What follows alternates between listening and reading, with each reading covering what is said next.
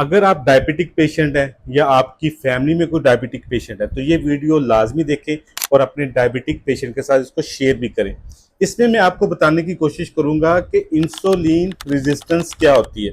Insulin basically एक hormone है जो आपका लबलबा पैदा करता है और उसका काम ये होता है कि वो आप जो भी खाते हैं, शुगर, ग्लूकोज, कार्बोहाइड्रेट्स, उसको आपके खून में से निकालकर आपकी जो बॉडी के सेल होते हैं उसमें उसने जज़ब करना होता है, बॉडी का हिस्सा बनाना होता है, जिसके नतीजे में आपके जिस्म को तवानाई और ताकत मिलती है।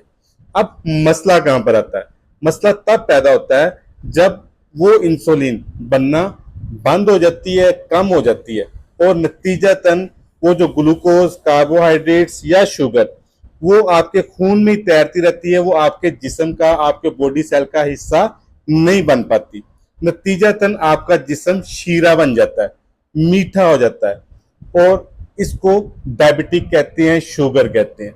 अब इसका नतीजा क्या निकलता है कि आपका जिस्म मोटा होना शुरू हो जाता है, आपका जिगर फैटी हो जाता है, आपका दिल कमजोर हो जाता है, आपके गुर्दे वो मुतासर होते हैं, जिसकी वजह से आप मुख्तलिफ बीमारियों का शिकार हो जाते हैं।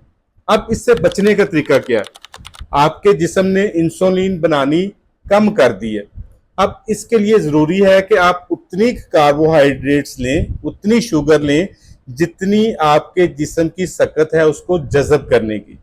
बाहर से कार्बोहाइड्रेट्स लेनी कम कर दें, बंद कर दें, नतीजा क्या निकलेगा? ना आपके खून में कार्बोहाइड्रेट्स होंगी और ना वो आपके जिस्म को शीरा बनाएंगी, और ना ही आपका शुगर लेवल है वो